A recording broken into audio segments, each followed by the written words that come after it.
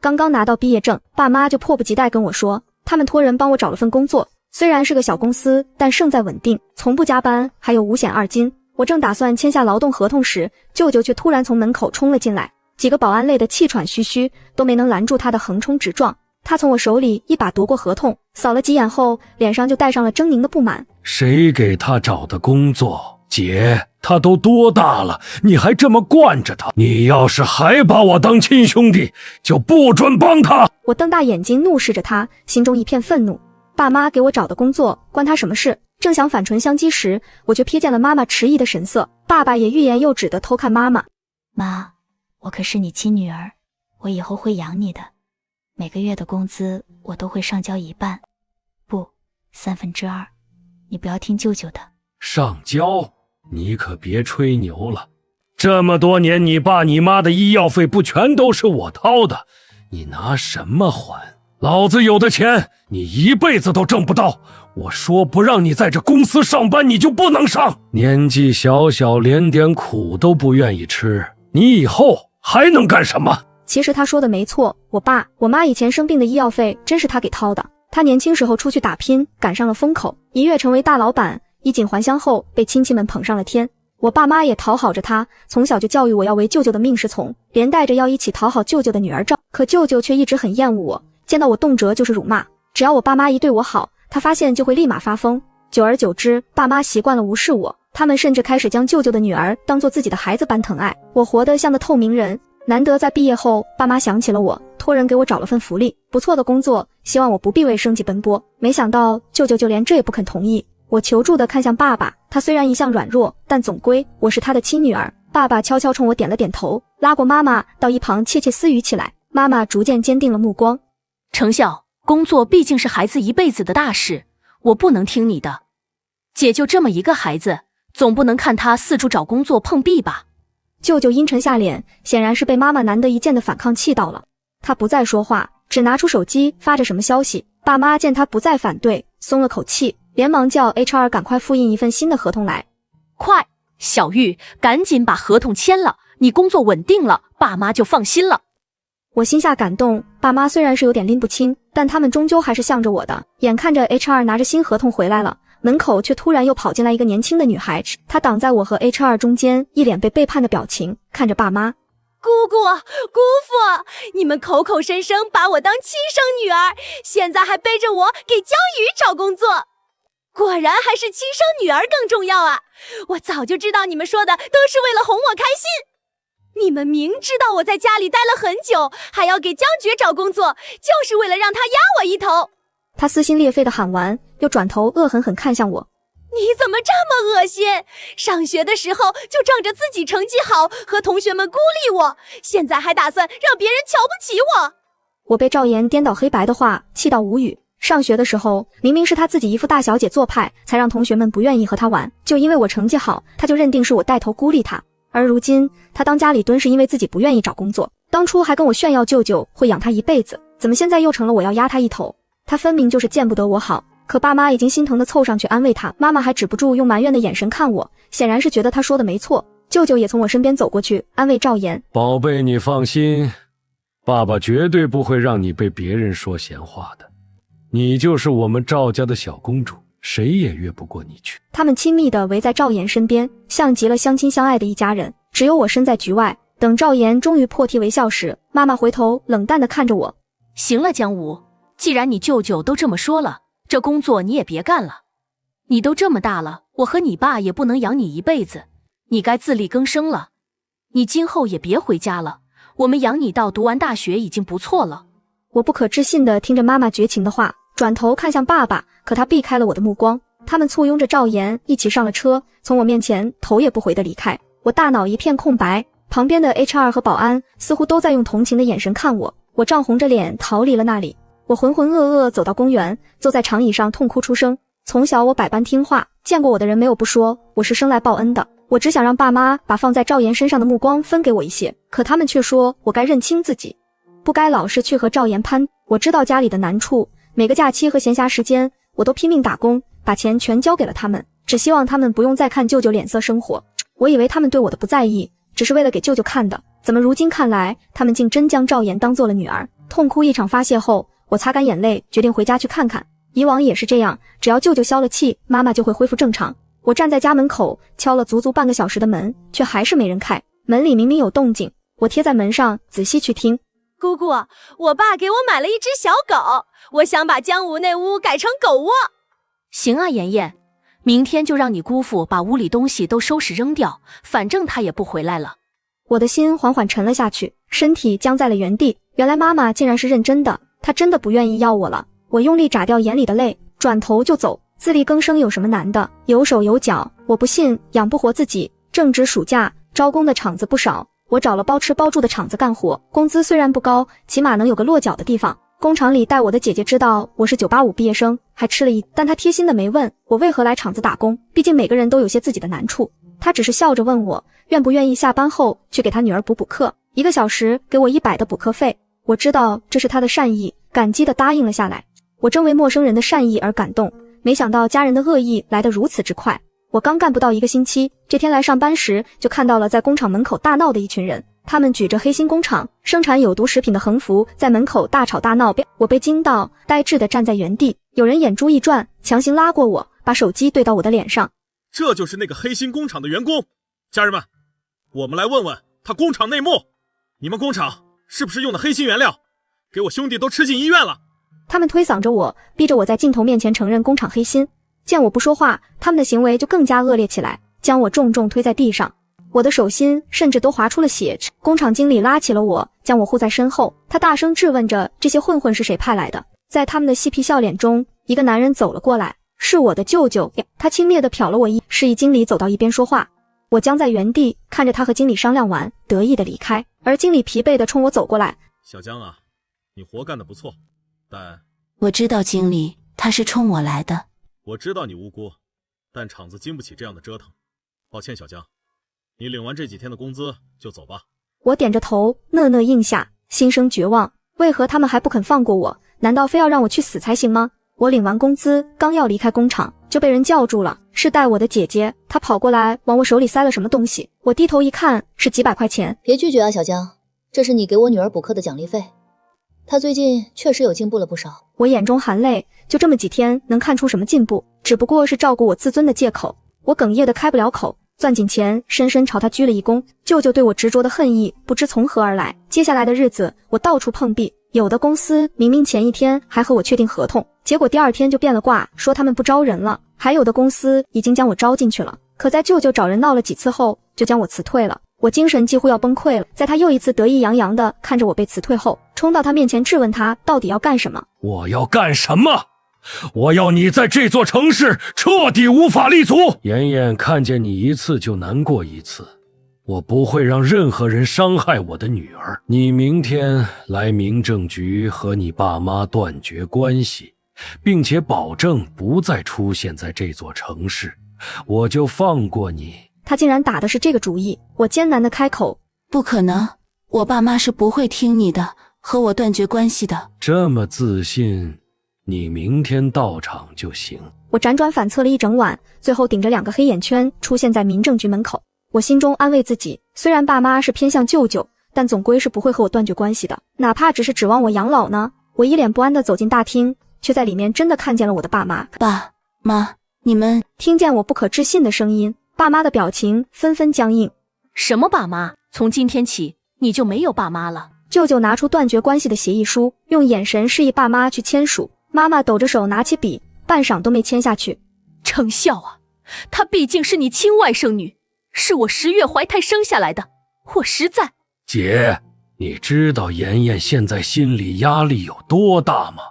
就因为她，妍妍天天吃不好睡不好的。你是我姐，你和姐夫以后养老由我管。你看看她像有出息的样子吧，不断绝关系，以后不知道怎么吸你的血呢。听到舅舅给他们养老，爸妈的眼睛一亮，他们不再犹豫，立刻签下了协议。我安静地站在那里，心痛得甚至流不下眼泪。原来他们对我的爱仅仅止于养老。舅舅把笔强行塞到我手里，见我没有反应，从兜里掏出1沓钱扔在我身上。行了，别装了，不就是想要钱吗？我给你。等我签完协议后，舅舅把附件塞给我，深深看了我一眼。别再出现在这座城市。他们说笑笑的走了。我缓缓捡起掉在地上的钱，1分钱难倒英雄汉。我要离开这座城市，这会是支撑我度过前期的钱，哪怕它意味着羞辱。我坐上了火车，当天就去了相隔3000公里的另一座城市。本来我已经做好了继续四处碰壁的准备，没想到我面试的第一家公司就顺利让我入了职。虽然不包吃包住，但1个月1万的工资足以让我在这座城市立足。拿到工资的第1个月，我交完房租去下了馆子。如今我不用再给原生家庭付钱，这钱我可以全用来弥补我的童年。我很珍惜这份工作，努力之下，我短短几个月就升上了管理岗。我换了房子，租下了一个漂亮的大平层，只有我一个人住，我不用再小心翼翼看谁的脸色，彻底与原生家庭撕扯开来。等年底发了年终奖，我看着银行卡里的存款底气十足，准备给自己买一个家。我找到中介去联系房东，想买下我住了很久的这套房子。中介有些为难，他告诉我这套房子也是别人委托给他的，但在我表示成交后给他5%的佣金后，他立马变得信心满满。姐，你放心，我绝对找到房主，给你谈一个满意的价格。我本来在等他的好消息，可1周后，中介却十分气愤地给我打了电话。姐，你不想买房就别说，这不玩我呢吗？我皱着眉反问他，谁说我不想买房了？我给的价格太低。中介的声音变得更加激烈。价格太低？姐，你那是根本没打算花，这房子户主就是你，你买什么房？我被他的一句话砸懵了。什么叫户主是我？这套房子位于市中心，1个月租金就上了4000多，我哪里买得起？这次的年终奖发下来后，才让我有了购付他首付的信心。户主是我没有买过房子，你是不是搞错了？中介看我不承认，反手给我发了照片。我去房管局问了，这套房子户主就是江女，哪怕是重名，那这身份证号不是你的吗？我仔细对了又对，终于肯定这就是我的身份证号。我大脑一片混沌，只匆匆跟不满的中介道了歉，给他发了大额红包后就挂断了电话。这天上掉馅饼的事反而让我心生警惕，生怕是什么新型骗局，惴惴不安的等到第2天，我请了假，直奔房管局而去。在工作人员的证明下，我终于确定了那套房子的户主的确是我，甚至买下那套房子的人还贴心的给我交完了20多年的物业费和水电费。我心中的疑惑却越来越大，于是我拿着材料又找去了转账的银行。结果到了银行后，我的疑惑却变得更加深了。银行的工作人员告诉我，我的名下甚至还有一份信托基金，里面足足有1000万。我磕磕巴巴的要求知道信托的建立人，没想到却是一个熟悉的名字，赵成孝，我的舅舅。我茫然的从银行出来，只觉得自己在做梦。舅舅他不是讨厌我吗？逼着我断绝关系。离开城市后给我打了一笔巨款，他有钱没处花，可这足足1000万应该是他全部的身家了。他给了我，那赵岩怎么办？我此刻竟有种要立刻回去当面问清楚的冲动。当我的手点在机票的购买界面上时，我又突然想起了舅舅和我说的最后一句话，别再出现在这座城市。他为什么不愿意让我回去？我想了想，拨通了那个之前被我拉黑的电话。几声响铃后，电话被人接通了。喂，您好，请问是哪位？听到电话里男人的声音，我愣住了。即使和舅舅已经很长时间没见过面，我也认得出来，电话里分明是个我不认识的男人。是江瑜小姐吗？这确实是赵先生的号码，他委托给了我。我没说话，那边的人却像开了摄像头一样，精准地叫出了我的名字。我是江独，请问我的舅舅在哪？他方便接电话吗？抱歉，江小姐，赵先生已经去世了，请您节哀。我呼吸一滞，拿着手机的手无意识捏紧。去世？是的，赵先生去世前委托我，如果您打通了这个电话，就让我回答您的问题。明天中午我们见面详谈吧。我浑浑噩噩地答应下来，一闭上眼，眼前就浮现出和舅舅的相处画面。我和舅舅是没什么温情记忆存在的，这么多年，我一直视他为毁坏我家庭的罪魁祸首。究竟是为什么他会为我存了这么一大笔信托基金呢？第2天中午，我准时赴约，对面坐着一位西装革履的律师，他没有多余寒暄，直接拿出一个密封的文件袋。这是赵先生的遗物，视频和信件都在里面。我颤抖着手打开，里面是一张光盘和一封泛黄的信。律师帮我播放视频，屏幕里的舅舅面容憔悴，却异常平和，眼神里满是我从未见过的温柔。对不起，这么多年一直对你很恶劣，我不知道你还愿不愿意认我，愿不愿意叫我一声爸爸。我的眼泪瞬间决堤，原来他才是我的亲生父亲。信里写得清清楚楚，当年我刚出生，奶奶为了让大女儿，我的养母赵芳的孩子继承家产，偷偷用赵岩换走了我。他发现后本想质问，却撞见奶奶和赵芳夫妻的密谋。奶奶以当年地震救他的恩情要挟，逼他默许换子，他不能反抗，只能用极端的方式保护我，故意对我恶语相向，是怕我依赖那个虚假的家，阻止我签骗子公司的合同，是怕我被卖到缅甸，逼我断绝关系，是怕我被赵家拖累。信的最后写着，我留了房子和基金，你要好好活着，永远别回那个家。律师补充道。赵先生确诊癌症后就开始安排这一切，他说欠你的只能用这种方式弥补。拿着信和视频，我在咖啡馆哭到天黑。我恨过他的刻薄，怨过他的绝情，却从没想过这份恶意背后藏着如此沉重的父爱。回到家，我把自己关了3天，消化着这惊天真相。第4天，我重新走进公司，眼神变得格外坚定。我要带着爸爸的期望，好好活下去，活成他骄傲的样子。接下来的2年，我拼尽全力工作，从部门主管一路升到总经理，公司业绩翻了3倍，成为业内的传奇。我把爸爸的照片摆在办公桌前，每次遇到困难，看着他的笑容，就有了坚持的勇气。可我没想到，赵家的人会再次找上门来。这天，助理慌张地汇报：江总，楼下有一男一女，说是您的爸妈，还带着记者，说您不孝，不管亲妈死活。我冷笑一声，打开电脑，果然看到了他们在寻亲节目上卖惨的视频。赵芳面色蜡黄，哭哭啼啼：求求大家帮我找找女儿，我得了重病，就想见她最后一面，只要50万医药费就够了。养父在一旁附和：小雨，爸妈知道错了，你就当可怜我们，救救你妈吧。他们以为我还是当年那个可以随意拿捏的软柿子，却不知道现在的我早已不是任人宰割的羔羊。我立刻联系节目组，要求实时直播连线。镜头接通时，我坐在宽敞明亮的办公室里，穿着高定西装，面色冰冷地看着他们。什么妈？我可是个孤儿，你们别乱攀关系。我举起那份断绝关系协议书，对着镜头晃了晃。这是你们亲手签的，民政局有存档，有监控为证。赵芳脸色一白，慌忙辩解：小玉，那是气话，怎么能当真？妈当时也是被猪油蒙了心。气话？那我问你，我在你家住了20年，我的房间在哪儿？我的照片有1张吗？我喜欢吃什么，你知道吗？他被问得哑口无言，支支吾吾说不出话。直播间的弹幕瞬间炸了，连女儿喜好都不知道，还好意思要医药费，看起来就不像亲生的，怕不是偷来的孩子吧？小姐姐，别心软，这种父母不值得。我看着他们慌乱的样子，继续补刀。既然你说我是你亲生女儿，敢不敢跟我去做亲子鉴定？赵芳的脸瞬间变得惨白，她猛地推开主持人，拉着养父就往台下跑，连记者都拦不住。节目直播中断，大疑似偷换孩子、掏不孝女儿反转等话题迅速冲上热搜，赵家成了全网的笑柄。本以为事情就此结束，没想到我收到了一条匿名私信，不想知道你亲爸葬在哪儿吗？我的心猛地一沉，一股不祥的预感涌上心头。我立刻订了机票，连夜赶回那个让我厌恶的城市，敲开赵家的门。开门的是赵岩，他没了当年的骄纵，面色阴郁，眼神里满是恶意。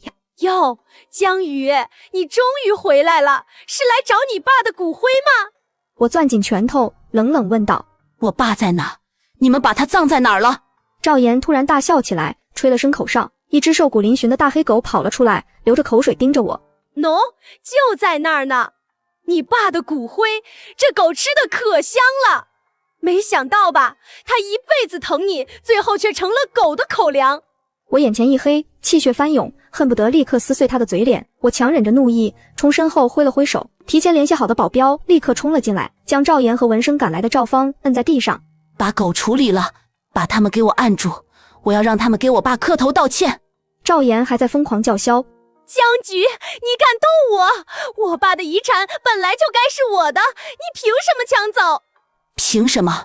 我拽起他的头发，把他的头往地上狠狠磕去。就凭你爸是我亲爹，就凭你们这群畜生，连死人都不放过。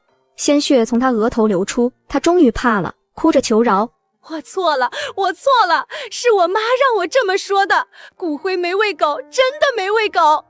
我停下手，眼神冰冷：骨灰在哪？不说实话，我让你们尝尝生不如死的滋味。赵芳吓得浑身发抖，连忙交代：在城郊的乱葬岗，我们没敢好好安葬，就随便埋了。我让保镖看住他们，自己带着人赶往城郊。在一片荒草丛生的乱葬岗，我们挖了很久，终于找到了一个简陋的木盒，里面装着少量骨灰。我抱着木盒，眼泪无声滑落。爸爸一生被亲情裹挟，活得压抑又痛苦，死后还要遭受这般屈辱。我把他的骨灰小心翼翼收好，转身回到赵家，看着满地狼藉和瑟瑟发抖的三人，冷冷下令：把我爸留在这的东西全找出来，其余的都砸了。保镖们立刻动手，家具电器被砸得粉碎。这个充满谎言和恶意的家终于变成了一片废墟。离开时，我们撞上了被赵岩接回来的奶奶，她坐在轮椅上，看到屋里的惨状，拍着大腿尖叫：杀人了！江玉，你这个小贱人，你把我们家毁了！你爸的钱都是我们赵家的，你必须还给我！我躲过他抓来的手，冷笑一声：报警啊！我们一起去警局说说，你们偷换孩子，勾结骗子公司卖人的勾当，看看谁先死。奶奶的脸色瞬间变得惨白，再也不敢叫嚣。我俯身看着她，我爸说，你当年用身体救了他，可你对他的爱从来都带着偏心和算计。你护着女儿，逼着儿子，到最后却连他的骨灰都不肯好好安葬。说完，我转身就走，再也没回头。回到我的城市，我在最好的墓园给爸爸买了一块墓地，亲自设计了墓碑，上面刻着爱女江菊，携父赵成孝，终获自由。下葬那天，我一个人站在墓前，轻声说：爸，我带你回家了，这里没有人会伤害你，你可以安心了。风吹过墓园，仿佛是爸爸的回应，温柔而治愈。我知道这只是开始，我还要为爸爸讨回所有公道。我让律师收集了赵家所有的罪证，偷换婴儿，勾结诈骗公司，贩卖人口，侵占他人财产，证据确凿。律师直接提起诉讼。赵家三人被警方带走时，赵芳还在哭喊：江瑜，我是你养母，你不能这么对我。我站在远处看着，没有丝毫心软。养恩，他们从未对我有过一丝真心，只有利用和算计。法院开庭那天，我没有到场，只让律师全权处理。最终，赵芳和养父因拐卖儿童罪、诈骗罪被判有期徒刑15年，赵岩因包庇罪和侵占罪被判3年。奶奶因为年事已高，且没有直接参与犯罪，被免于刑事处罚，但她的养老问题成了难题。赵家的亲戚们避之不及，没人愿意管她。养老院得知她的所作所为后，也拒绝接收。最后，她只能在空荡荡的废墟旁乞讨为生。曾经高高在上的老太太，如今变得狼狈不堪。有人把她的照片发给我，问我要不要心软。我看着照片里形容枯槁的老人，摇了摇头。这是他应得的下场，种什么因，得什么果。解决了赵家的事，我终于可以安心生活。我把工作重心放在了拓展海外业务上，1年时间就在3个国家开设了分公司，成为了真正的跨国企业 CEO。闲暇时，我会去爸爸的墓前坐坐，和他分享我的成就。爸，公司上市了，你的名字也刻在了股东名单里，你看，我们一起做到了。爸，我资助了100个和我一样被原生家庭伤害的孩子，让他们能安心读书，不用像我一样吃苦。我成立了以爸爸名字命名的成效公益基金，专门帮助那些在原生家庭中遭受不公待遇的孩子，给他们提供学费、生活费和心理辅导。基金成立的那天，很多被资助的孩子来到现场，他们捧着鲜花，齐声喊我江妈妈。看着他们眼里的光，我仿佛看到了当年的自己，也看到了爸爸欣慰的笑容。有个小女孩拉着我的手说：江妈妈，谢谢你给我机会，我以后也要像你一样帮助更多的人。我的心瞬间被填满，原来帮助别人也是一种治愈。这天，公司来了一位新的技术总监，叫陆景琛。他温文尔雅，专业能力极强。第一次开会就提出了很多有建设性的意见。工作中我们配合得十分默契，他总能在我遇到困难时给出最恰当的解决方案。相处久了，我发现他不仅能力出众，人品也很好。他知道我的经历后，没有丝毫同情或猎奇，只说你很勇敢，也很优秀，值得被爱。他会在我加班时默默给我带一份热饭，会在我去墓园时安静地陪在我身边，会在我因为爸爸的事难过时耐心地安慰我。我冰封已久的心渐渐被他融化，但我还是有些犹豫。原生家庭的伤害让我对感情充满恐惧。陆景琛似乎看穿了我的顾虑，没有逼迫我，只是默默陪伴，用行动证明他的真心。这天，他带我去了一个地方，是一片向日葵花田。我知道你爸爸希望你自由快乐。他看着我，眼神温柔。向日葵永远向着太阳，就像你，无论经历过多少黑暗，都能向阳而生。他单膝跪地，拿出一枚戒指。江菊，我想陪你一起迎接每一个日出，你愿意嫁给我吗？看着他真诚的眼神，我想起了爸爸的期望，想起了自己一路的坚持。我点了点头，眼泪掉了下来。我愿意。陆景琛欣喜地把戒指戴在我的手上，紧紧抱住我。谢谢你愿意相信我，我会一辈子对你好，永远不会让你受委屈。我们的婚礼办得很简单，只邀请了亲近的朋友和基金的孩子们。婚礼上，孩子们合唱了一首《感恩的心》，歌声稚嫩却真挚。陆景琛的父母拉着我的手说 ：“QV， 以后我们就是你的家人，你不用再一个人扛着所有事。”我看着眼前温暖的一切，心中满是感动。我终于有了真正的家，一个没有谎言、没有算计，只有爱和包容的家。婚后，陆景琛一如既往的疼我、宠我，他支持我的工作和公益事业，还会主动帮我打理基金的事务。我们一起去看望被资助的孩子，一起去爸爸的墓前汇报生活，一起规划未来。我知道爸爸在天上看着，一定为我感到高兴。1年后，我怀孕了，拿着孕检报告，我激动地跑到爸爸的墓前。爸，你要当爷爷了，我有宝宝了，我会像你保护我一样，保护好我们的孩子，给他一个温暖幸福的家。陆景琛也陪在我身边，轻声说：“爸，你放心，我会照顾好某宝和宝宝，让他们一辈子平安快乐。”孕期里，陆景琛对我照顾得无微不至，陆妈妈也经常来照顾我，给我做各种营养餐。我把工作交给了得力的下属，安心养胎，每天都会给宝宝讲故事，告诉他有一个很爱他的外公，还有一个很温暖的家。宝宝出生那天是个健康的女孩，我们给她取名叫陆念孝，寓意思念赵成孝，纪念那个用生命保护我的爸爸。看着怀里小小的婴儿，我心里满是柔软。我终于拥有了完整的幸福，这份幸福是爸爸用一生换来的，我会好好珍惜。女儿渐渐长大，聪明伶俐，很受大家的喜爱。她继承了我的坚韧和陆景琛的温和，从小就很有爱心，经常跟着我们一起去参加公益活动。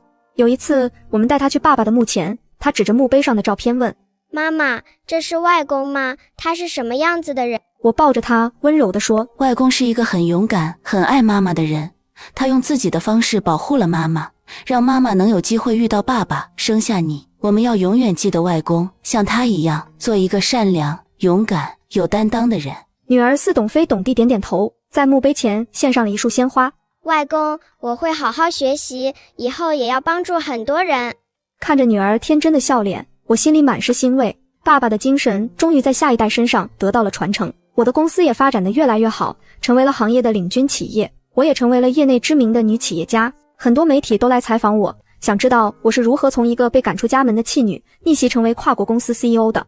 我总会告诉他们，是我的爸爸给了我第二次生命，是爱和坚持让我走出了黑暗。这天，我收到了监狱的来信，是赵岩写的。他在信里说，他知道错了，在监狱里反思了很多，后悔当初不该听妈妈的话，伤害我和爸爸。他还说，他出狱后想加入我的公益基金，想用自己的行动赎罪。我看着信，沉默了很久。恨吗？当然恨，可我也明白，仇恨只会让自己痛苦，放下仇恨才能真正获。我给他回了一封信，我可以给你一个机会，但基金里不养闲人，你必须靠自己的努力证明你真的悔改了。出狱后，我会让律师联系你，具体的事情他会跟你说。陆景琛知道后支持我的决定。每个人都应该有改过自新的机会，只要他是真心的，我们就应该给他一个台阶。我点点头，心里豁然开朗。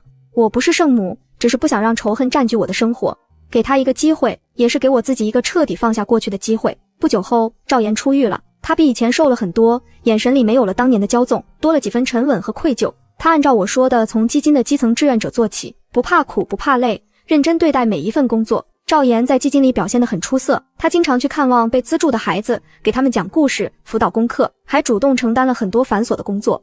有一次我们一起去山区看望孩子，山路崎岖，他不小心崴了脚，却还是坚持把物资送到每个孩子手中。晚上他坐在篝火旁对我说，姐，对不起，以前都是我的错，我不该嫉妒你，不该帮着妈妈伤害你和爸爸。在监狱里，我才明白，我一直活在妈妈和奶奶的溺爱里，变得自私又恶毒。谢谢你给我赎罪的机会，我以后会好好做人，用行动弥补我的过错。我看着他，心里的隔阂渐渐消散了一些。过去的事就让它过去吧，你现在好好工作，帮助更多的孩子，就是对我和爸爸最好的道歉。从那以后，我们的关系缓和了很多，虽然再也回不到真正的姐妹，但至少可以像同事一样平静的相处。奶奶的消息也偶尔传来，她后来被远房亲戚接走了，住在乡下的小屋里，过得很清贫。听说她经常坐在门口，念叨着爸爸的名字，眼神里满是悔恨。我没有去看她，也没有再关注她的消息。有些人，有些事，过去了就真的过去了。女儿上小学了，她在学校表现得很优秀，不仅学习成绩好，还经常帮助同学，是老师和同学们眼中的小太阳。有一次学校举办我的家人主题演讲，女儿站在台上骄傲地说，我的妈妈是一个很伟大的企业家，她还成立了公益基金，帮助了很多像我妈妈一样的孩子。我的外公是一个很勇敢的人，他用自己的生命保护了妈妈，让妈妈能有机会幸福的生活。我爱我的家人，虽然我的外公不在了，但他永远活在我们心里。台下响起热烈的掌声，我和陆景琛都流下了感动的眼泪。看着女儿的成长，我心里满是骄傲和欣慰。我终于摆脱了原生家庭的阴影，给了女儿一个温暖幸福的成长环境，也完成了爸爸的心愿。我的公益基金也越做越大，帮助了上万名困境儿童，在社会上引起了很大的反响。很多企业和明星都主动联系我们，想和我们合作资助公益事业。在我们的努力下，越来越多的孩子得到了帮助，重新燃起了对生活的希望。这天，基金举办成立5周年庆典，很多被帮助过的孩子都来了。他们有的考上了理想的大学，有的找到了好工作，有的甚至也加入了公益基金，成为了志愿者。一个被资助上了医学院的男孩，拿着自己的录取通知书走到我面前，江妈妈，谢谢你给了我读书的机会，我以后要成为一名医生，救死扶伤，帮助更多的人。看着他眼里的光，我心里满是成就感。我知道我的努力没有白费，爸爸的心血也没有白费。庆典上，我发表了讲话。我曾经是一个被原生家庭抛弃的孩子，是我的爸爸用生命保护了我，是公益让我找到了人生的价值。我希望所有遇到困难的孩子都能勇敢面对，不要放弃自己，相信只要坚持，就一定能迎来光明。我也希望所有的父母都能珍惜自己的孩子，用正确的方式去爱他们，不要让他们成为原生家庭的受害者。台下响起雷鸣般的掌声，很多人都流下了感动的眼泪。陆景琛走到我身边，紧紧握住我的手。你真棒，我为你骄傲。我靠在他怀里，笑着说，这不是我一个人的功劳，是你，是爸爸，是所有帮助过我们的人一起努力的结果。岁月流转，女儿渐渐长大，考上了理想的高中，选择了文科。她说想以后从事公益相关的工作，继承我的事业。我和陆景琛都很支持她的决定，给了她很多鼓励和支持。我的公司也成为了100年企业，一直坚守着诚信经营、回馈社会的理念。陆景琛的事业也蒸蒸日上，我们成为了别人眼中的神仙眷侣。这天，我们收到了一个意外的消息，赵芳在监狱里病重，希望能见我最后一面。我犹豫了很久，最终还是决定去看看他。监狱里，赵芳已经变得很憔悴，看到我，她流下了眼泪。胡提，我知道错了，我对不起你，对不起你。当年是我鬼迷心窍，被利益冲昏了头脑，才做出了那些错事。我不求你原谅我，只希望你能好好生活，照顾好你的孩子。我看着他，心里没有太大的波动。你好好养病吧，过去的事我已经放下了，你的罪法律已经给了你惩罚，剩下的就交给时间吧。说完，我转身就走，没有再回头。原谅与否已经不重要了，重要的是我已经走出了过去的阴影，活成了自己想要的样子。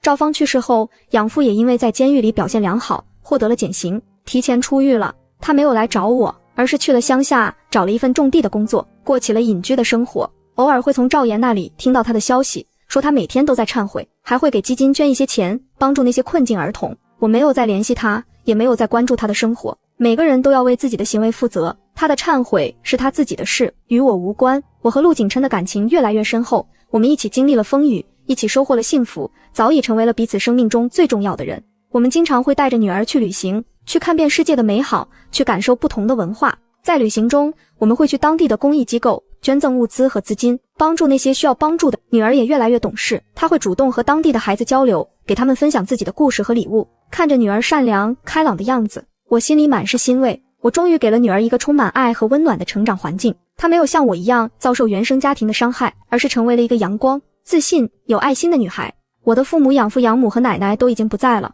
赵家的故事也彻底画上了句号。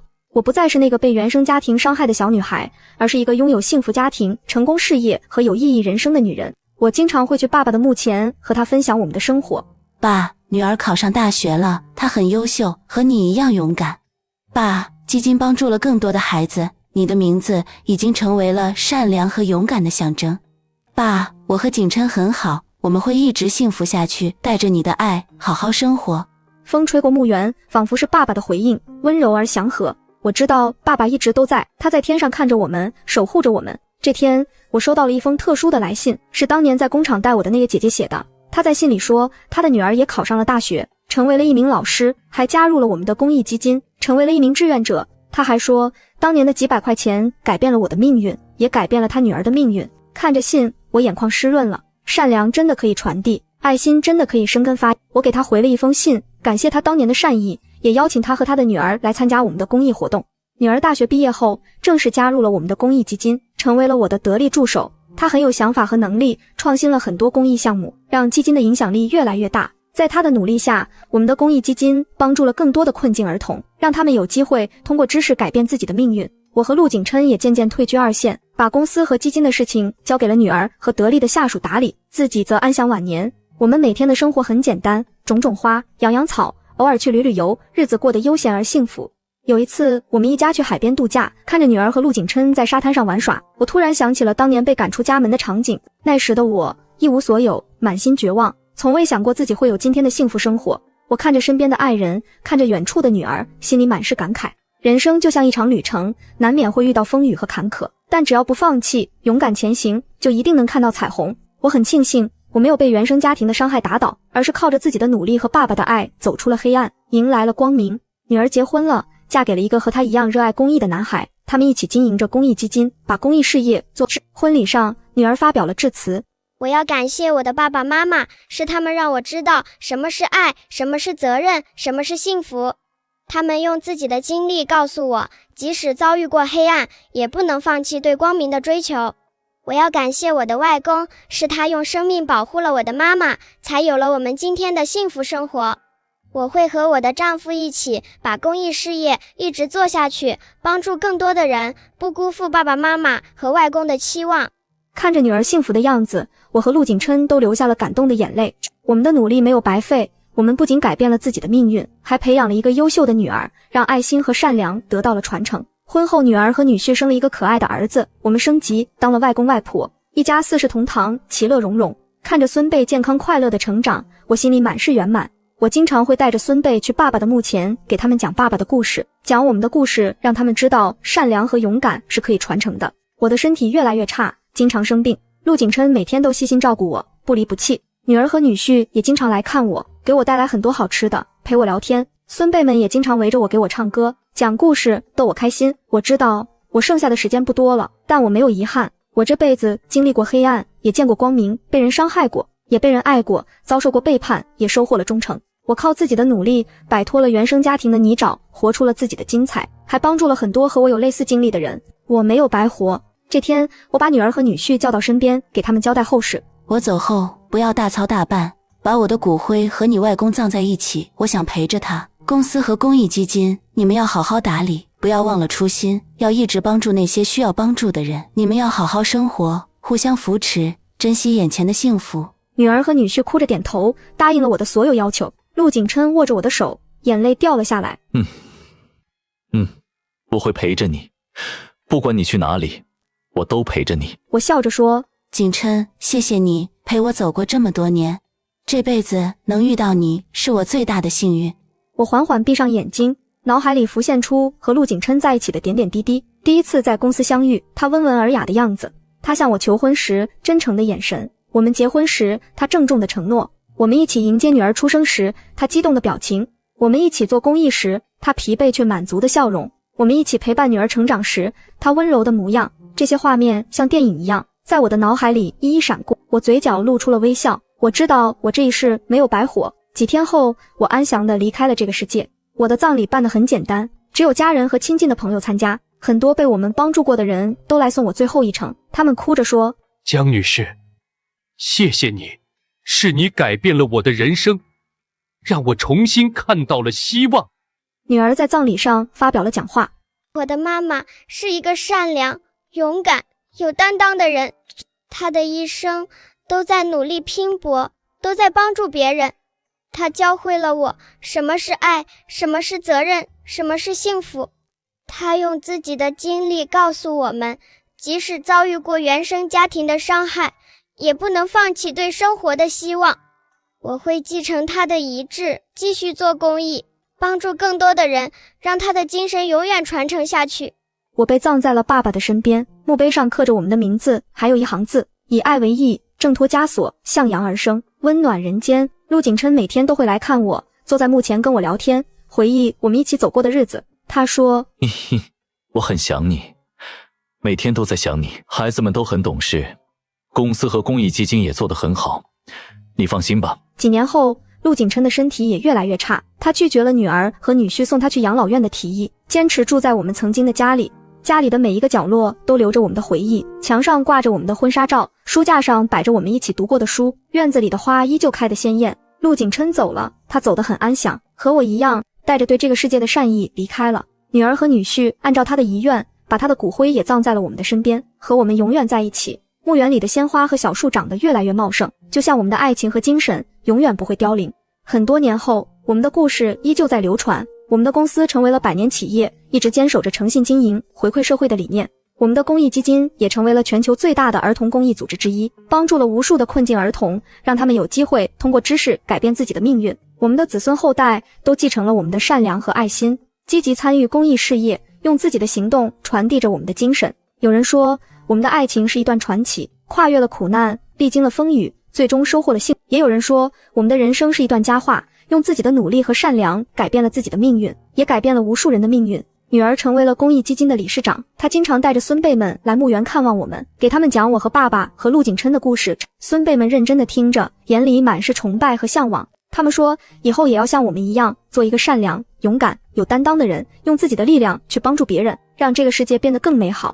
有一次，孙辈们在墓前种下了一棵向日葵，他们说，曾外婆说，向日葵永远向着太阳，就像曾外婆和曾外公一样，无论经历过多少黑暗，都能向阳而生。看着向日葵一天天长大开花，我们的精神也在一代代传承下去。赵岩也成为了公益基金的骨干成员，他用自己的行动弥补了过去的过错，帮助了很多孩子。他经常说，是江姐给了我新生，我会用一辈子来回报她的宽容和信任。他的故事也激励着很多人，让他们知道，即使犯过错误，只要真心悔改，也能拥有美好的人生。时间过得真快，转眼几十年过去了，我们的曾孙辈也长大了，他们有的成为了医生，有的成为了教师，有的成为了企业家，有的继承了公益事业，都在各自的领域发光发热。他们都以我们为榜样，坚守着善良、勇敢、有担当的家风，用自己的行动传递着爱心和温暖。墓园里的向日葵开了一茬又一茬，每年都会有很多人来这里祭拜我们，有我们的子孙后代，有被我们帮助过的人，还有很多慕名而来的人。他们在这里献上鲜花，诉说着自己的故事，表达着对我们的感谢和敬意。有个被资助上了名牌大学的女孩，在墓前鞠了一躬。江奶奶、赵爷爷、陆爷爷，谢谢你们给了我改变命运的机会。我现在也成为了一名公益志愿者，我会把你们的爱心一直传递下去。风吹过墓园，向日葵的花盘朝着太阳，仿佛在回应着所有人的敬意。我们的故事已经成为了一段传奇，激励着一代又一代人勇敢面对生活的苦难，坚守善良的初心，用爱和责任书写属于自己的精彩人生。公益基金在女儿和子孙后代的打理下越做越大，不仅在国内帮助了无数孩子，还把爱心延伸到了国外，在多个国家建立了希望小学和公益站点。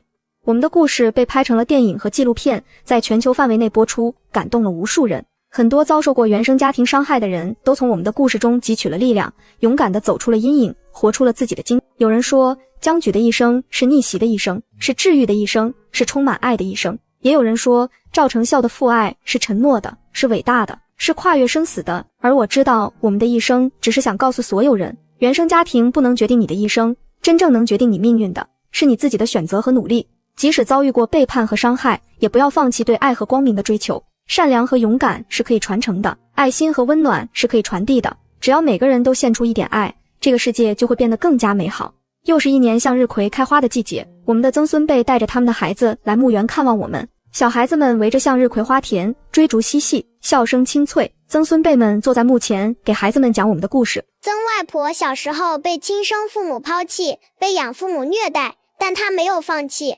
靠着自己的努力和曾外公的爱，成为了一名成功的企业家和公益人士。曾外公为了保护曾外婆，一辈子活在压抑和痛苦中，直到去世都在为曾外婆铺路。曾爷爷用一生守护着曾外婆，给了她一个温暖幸福的家。孩子们似懂非懂地点点头，小手抚摸着向日葵的花瓣。曾外婆真勇敢，我们也要像她一样。看着孩子们天真的笑脸，我们知道我们的精神已经彻底传承了下去。爱心是种子，只要种下就会生根发芽，长成3天大树，荫蔽着更多的人。我们的故事会永远流传下去，激励着一代又一代人，勇敢面对生活的挑战，坚守善良的初心，用爱和温暖照亮自己，也照亮别人。风吹过向阳花田，金色的花盘齐刷刷朝着太阳，像无数张被照亮的笑脸，也像我这一生走过的路，从原生家庭的阴沟里挣扎起身，踩着质疑与伤害，终于活成了自己的光。我曾以为血缘是一辈子的枷锁，被爸妈当作无休止索取的血包，被亲弟弟毁了高考前程，被亲情道德绑架5年。那些日子里，我以为人生只剩黑暗与算计，可我偏不服输，攥着一口气，靠自己的努力挣得一席之地，还遇到了顾衍。他让我知道，真正的家不是血缘的捆绑，而是毫无保留的尊重与疼爱。后来做公益，资助那些和我一样被困在原生家庭里的女孩，不是为了报复谁，而是想告诉他们，你不必被孝顺绑架，不必为别人的人生买单，你的价值从来不是别人定义的。如今向阳花田年年盛开，公益基金帮助了上万名女孩走出大山，我的孙辈们带着善意继续前行，那些被照亮的人生又在照亮更多人。原生家庭的伤痕早已被这些温暖的瞬间抚平，剩下的只有释然与感恩。感恩当初没认命的自己，感恩顾衍的陪伴，感恩所有向阳而生的勇气。我的一生始于黑暗，终于光明，历经背叛，收获真爱，挣脱枷锁，也照亮他人，这就够了。愿每一个被原生家庭伤害过的人都能在绝望中找到勇气，在黑暗中遇见光亮，活成自己的太阳，永远向阳而生。